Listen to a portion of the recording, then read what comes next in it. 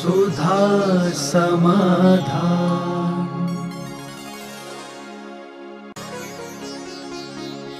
नमोस्तु गुरुदेव। स्पष्टवादी और मायाचारी में क्या अंतर है? अब इष्टवादी यदि अनैतिक है तो वो तो मायाचारी से भी गया बीता है। हमारे यहाँ स्पष्टवादी सत्यमपि विपदे, सत्य भी बोलता है और समाज में अभी हाल भवंडर खड़ा हो जाए, सत्य बोलने पर अभी महाभारत हो जाए तो उसके लिए अनैतिक कहा, वहाँ झूठ बोलना ठीक था। यदि सत्य बोलने से सभा में विघटन हो जाए, सत्य बोलने से किसी पर विपदा आ जाए, सत्य बोलने से किसी की बेइज्जती हो जाए तो वहाँ पर सत्य बोलने की मनाही किया। सत्यमपि विपदे, सत्य बोलने से यदि अशांति होती है तो उसको भी झूठ की कोटि में लिया है। हाँ, कितनी सत्य बातें हैं जिनको बोलने से अभी हिंसा हो जाएगी, झगड़ा हो जाएगा, तो उनका मत बोलो। इसलिए एकांत नहीं है कि स्पष्टवादी कई लोग महाभारत मचा देते हैं। स्पष्टवादी अरे मैं तो स्पष्ट बोलूँगा, अरे भाई अरे हो जाए तो हो जाए, तो ये अनैतिक कहलाते हैं, असभ्य कहलाते हैं। इससे अच्छा वो मायाचारी करने वाला ठीक है। नमोस्तु गुरुदेव। दीपक के जलने पर अगर हवा चल जाए तो हम दीपक को बुझने से कैसे बचा सकते हैं, और इन दोनों में सत्य क्या है? सत्य यही है कि दीपक घी से ही जलेगा, ये नियत है। लेकिन अनियत यह है कि हवा चल जाए तो वो बुझ भी सकता है घी के बने रहने पर। पूज्यवर अकलंग स्वामी महाराज ने श्री राजवार्तिक के अंतर्गत स्पष्ट उल्लेख किया। नियत का अर्थ होता है जो कार्य जिस कारण से होता है वह कार्य उसी कारण से होगा, ये कहलाता है नियत। आँख से ही दिखता है तो आँख ही देखेगी, कान नहीं देखेंगे। कान ही सुनता है, ये नियत है। तो कारण कार्य की विवक्षा के संबंध में जब देखा जाता है तो जैन दर्शन कारण कार्य की विवक्षा को नियत मानता है। अलंग शक्तिर्भवितव्यतेयम हेतु द्वयाविष्कृत कार्य लिंगा। उज्ज्वल समंत्रभद्र महाराज कहते हैं दो हेतु जहाँ पर मिल जाए अलंग शक्ति है, नियत है, निश्चित है, कार्य होगा ही होगा, तो ये कहलाती है नियत धारा। उसी ग्रंथ में पूज्यवर अकलंग स्वामी ने कहा कि विपरीत निमित्त मिलने पर कार्य हो ऐसा कोई नियम नहीं है। अकाल मौत को सभी आचार्यों ने स्वीकार किया। उमा स्वामी महाराज ने पूज्यवर ने तो स्पष्ट लिख दिया, अनपवर्त आयु किनकी नहीं होती, असंख्यात वर्ष वालों की और चरमोत्तम देह वालों की, बाकी सब अकाल मृत्यु होती है। तो ऐसा कारण कार्य की अपेक्षा नियत है, लेकिन काल की अपेक्षा और कारण कार्य की अनियतता की अपेक्षा सब कुछ अनियत है। उन्होंने ये शब्द भी कहा, किसी के मोक्ष जाने का काल नियत नहीं है। यहाँ तक कि सर्वार सिद्धि से आए हुए देवों का भी मोक्ष जाने का काल नियत नहीं है। एक भव में मोक्ष जाएगा ये नियत है, लेकिन कम मोक्ष जाएगा ये नियत नहीं। सर्वार सिद्धि से आया हुआ जीव भी अपने आयु कर्म की उदीर्णा करके 8 वर्ष अंतर मुहूर्त में मोक्ष जा सकता है। आयु कर्म की एक पूर्व कोटि वर्ष की आयु बांध के आया है और किसी कदली घात के मारणम से उपसर्ग के माध्यम से आयु कर्म की उदीर्णा कर दी, 8 वर्ष अंतर मुहूर्त में मोक्ष जा सकता है। स्वधर्मेंद एक भवतारी है, ये नियत है, लेकिन जन्म लेने के बाद कम मोक्ष जाएगा ये नियत नहीं है। इतने वर्षों में इतने वर्ष के बाद मोक्ष जाएगा ये नियत नहीं। सची एक भवतारी है, उसी भव में आने के बाद मोक्ष जाएगी, लेकिन किस दिन जाएगी, किस घड़ी में जाएगी ये नियत नहीं, इसलिए उन्होंने स्पष्ट लिखा, मोक्ष जाने का किसी का भी काल नियत नहीं होता है। जिस समय वो कर्मों का क्षय कर ले उसी दिन मोक्ष निश्चित होता है। नमोस्तु गुरुदेव। एक रागी देव अगर किसी को श्राप या वरदान दे सकता है तो क्या यह कर्म सिद्धांत निष्फल हो जाएगा? वो जहाँ प्राण ले रहा है, दे रहा है, उसमें कर्म बीच में है, निष्फल नहीं हो जाएगा। यदि निधत्त निकाचित है तो वो कर्म के अनुसार ही प्राण लेगा और कर्म के अनुसार ही तुम्हारी परिणति जाएगी। मैंने एक दिन कहा था, कोई भी दुख ऐसा नहीं है जो कर्म के उदय से ना आता हो। जितने दुख हैं सब औदैक भाव हैं, जितने पाप हैं सब औदैक भाव हैं, जितनी कसाएं हैं सब औदैक भाव हैं, से सब औदैक भाव। जब भी कोई कसाय करेगा कर्म का उदय निश्चित है। जब भी आप बीमार हो कर्म का उदय निश्चित है। कोई भी पाप करोगे कर्म के उदय में ही पाप होता है, भी मत लगाना। इसलिए कर्म की व्यवस्था कहीं चूर नहीं होती। फर्क इतना है, कर्म की उदीर्णा भी होती है, उपशम भी होता है। हम चाहें तो वो कर्म का, क्रोध कर्म का उदय आया, हम मौन ले लेंगे, हम ध्यान में बैठ जाएंगे, वो कर्म उदय में तो आएगा लेकिन हमारे विपरीत वातावरण से वह उपशमित हो जाएगा, पररूप हो जाएगा। बहुत अच्छा उदाहरण है, हम साधुओं का दोपहर में 4 बजे अंतराय कर्म का उदय आना है, निश्चित है उसका। अब क्या करेगा हमारा? क्योंकि हमारे 4 बजे भोजन लेने का त्याग है, अब अंतराय क्या करेगा? आ जाए बालचंद, कहाँ आएगा, कहाँ, क्या करेगा वो? अभी इस समय मेरा अंतराय कर्म का उदय आना है 6 बजे, क्या करेगा? कर्म तो आएगा, वो तो उदय में तो आएगा, वो कुछ नहीं करेगा क्योंकि मेरे आहार का त्याग है। और वो आहार के अंतराय कर्म को ना हुआ है, आएगा पर रूप में आके खिल जाएगा या उपशमित हो जाएगा या संक्रमित हो जाएगा, वो फल नहीं दे पाएगा। ऐसा भी हमारे जीवन में ये पुरुषार्थ कहलाता है। बहुत सारे कर्मों को, 90% कर्मों को व्यक्ति बांधता है लेकिन भोगता नहीं।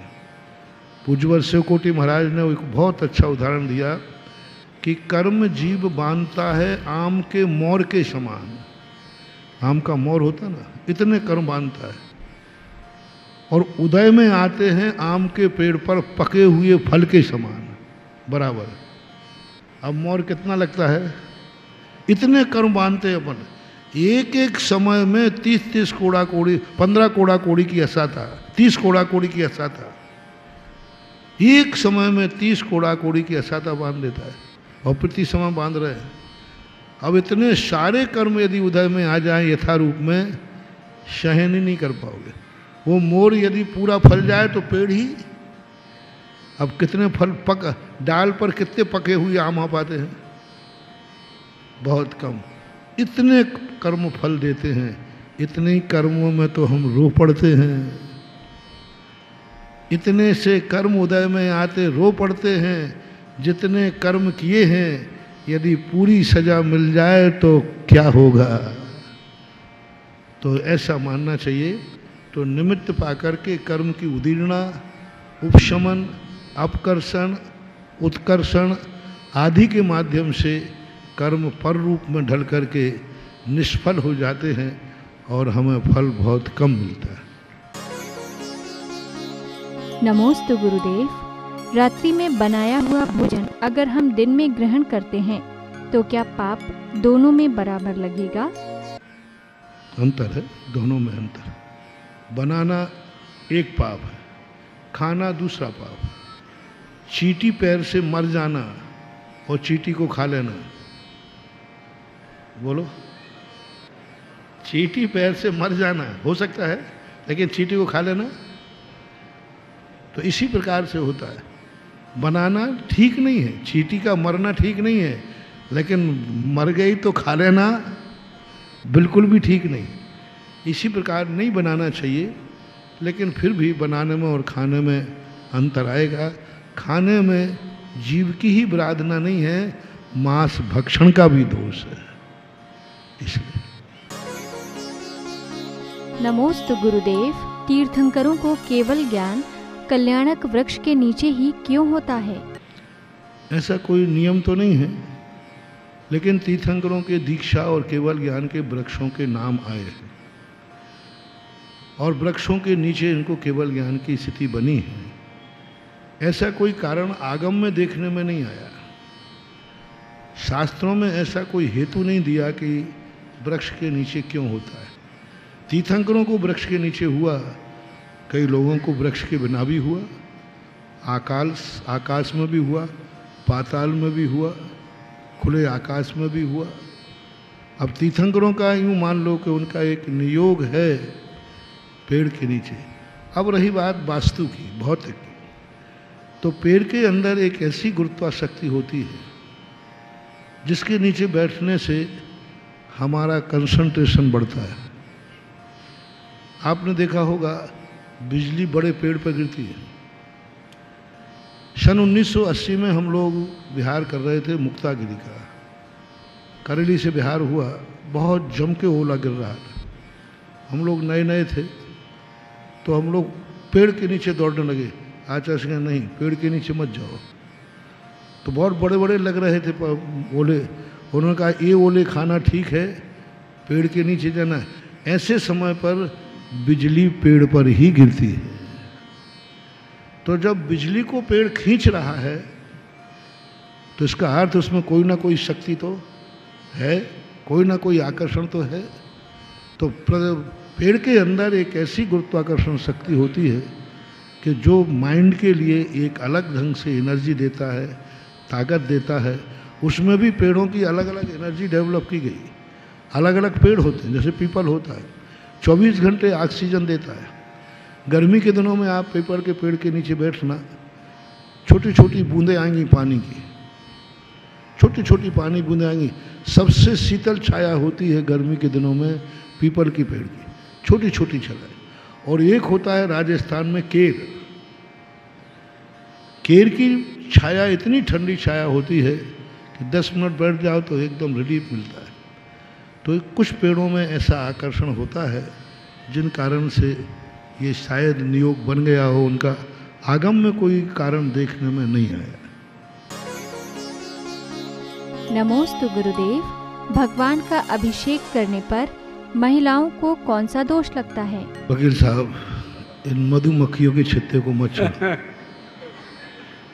जो नहीं करती हैं वे करने वाली नहीं हैं, और जो करती हैं वे छोड़ने वाली नहीं।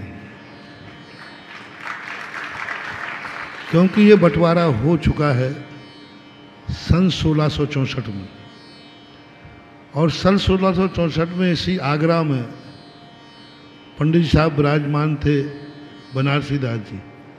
ताजमहल के पास एक मंदिर है, वहाँ वो वासना किया करते थे। वहाँ उत्तर भारत की एक बहुत बड़ी मीटिंग हुई थी बनारसी दास की अध्यक्षता में, और ये विवाद शुरू हुआ था सांगानेर के संगी मंदिर से। नरेंद्र कीर्ति भट्टारक थे और एक अमरचंद जी भौसा एक श्रेष्ठी थे।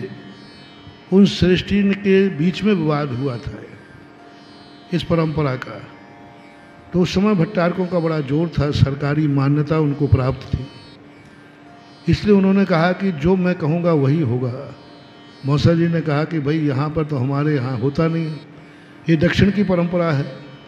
तो उन्होंने कहा नहीं, जहाँ मैं बैठता हूँ वहाँ मेरी ही पार्टी होती है तो मेरा ही होता है। अंत में ये निर्णय हुआ कि आगम से सिद्ध किया जाए। तो स्त्री अभिषेक के लिए भट्टारक जी पूरे रात भर शायद 2 या 3 दिन दिए गए थे। निकल करके अधिकतम 7वीं शताब्दी तक पहुंच पाए। 7वीं शताब्दी के पहले किसी भी ग्रंथ में कहीं भी स्त्री अभिषेक नहीं लिखा था। अमरचंद जी भौसा अभिषेक को प्रथम शताब्दी का ग्रंथ लोय परिणति लेके आए, जिसमें अभिषेक की चर्चा तो थी लेकिन स्त्रियों की चर्चा नहीं थी। काफ़ी विषमवाद हुआ, विवाद हुआ। अंत में अमरचंद जी भौसा को, क्योंकि भट्टारकों का प्रभाव था, धक्का दे करके निकाल दिया गया। वहाँ से निकल करके वो आगरा आए थे। पूरे उत्तर भारत के पंडितों की मीटिंग हुई अध्यक्षता में बनारस जाके, और एक पत्र लिखा गया कि भाई आप ये परंपरा क्यों, ये पुण्यार्थ संघ की परंपरा है। 7वीं शताब्दी में पुण्यार्थ संघी आचार्य हुए हैं रविशरण महाराज, जिनसेन महाराज, हरिवंश पुराणकार, ये पुण्यार्थ संघी परंपरा के थे। और पुण्यार्थ संघी परंपरा में ये सारे प्रचलन शुरू हुए 7वीं शताब्दी में। तो उस समय ये मीटिंग होकर के निर्णय हुआ। फिर उस समय उन्होंने भट्टारक ने एक पत्र दिया कि पूछा गया कि आपका ये कौन सा पंथ है, दक्षिण पंथ, पुण्यार्थ संघ। तो उन्होंने 20 नियम बनाए, बोले हमारा ये पंथ 20 पंथ है। वो पत्र आगरा आया, आगरा में पुनः मीटिंग हुई, पंडितों ने बैठ करके 13 पंथ की बात कही, हमारा पंथ 13 पंथ। तो ये 1664 में बहस हो चुकी थी इस पर, 1664 में बहस हो चुकी, बंटवारा भी हो गया, हिंदुस्तान आदि जो भी बंटवारा होना था सब बंटवारा हो गया। और बंटवारे के बाद अब मामला कुछ भी नहीं होने वाला, क्योंकि 400 साल हो गए बंटवारा किए हुए, परंपरा को चलते हुए 1300 साल हो गए। तो अब ये स्थितियाँ बड़ी विचित्र हैं। बस इतना ही संक्षेप में कहूँगा, कुंद कुंद की मूल परंपरा को मानने वाले, कुंद कुंद मूल आमना को जो मानते हैं, उनको स्त्री अभिषेक नहीं करना चाहिए, क्योंकि कुंद कुंद की मूल परंपरा में कहीं भी स्त्री अभिषेक नहीं है। और जो पुण्यार्थ संघी परंपरा को मानते हैं, जिसकी 7वीं शताब्दी में स्थापना हुई, वो करते हैं, हम उनको रोक नहीं सकते, क्योंकि उनकी परंपरा जब शब्द आता है तो कुछ नहीं होता। बाकी प्रभायमान जो आगम की मूल परंपरा है, उसमें तो यह नहीं है, नहीं होता है, नहीं करना चाहिए। नमोस्तु गुरुदेव। अर्ध पुद्गल परावर्तन को अनंत क्यों कहा जाता है? पुद्गल परावर्तन भी अनंत थोड़ी ना है, पुद्गल परावर्तन ही अनंत नहीं है। अनंत के 3 भेद हैं, युक्तानंत, परितानंत और अनंतानंत। तो ये जो है युक्तानंत और परितानंत के अंतर्गत आते हैं। परितानंद का अर्थ है जिसकी सीमा है, लेकिन छद्मस्थ के ज्ञान का विषय नहीं है। अवधि ज्ञान के विषय से जो बाहर चला जाता है, उसको अनंत की संज्ञा दे दी जाती है। छद्मस्थ के ज्ञान, छद्मस्थ का ज्ञान अवधि ज्ञान होता है। असंख्यात लोक प्रमाण तक अवधि ज्ञान जानता है, वो असंख्यात ही है। और असंख्यात से बाहर जो वस्तु होती है, काल होता है, समय होता है, उसको अनंत की संज्ञा दी जाती है, लेकिन उसका अंत होता है। सुधा समाधान।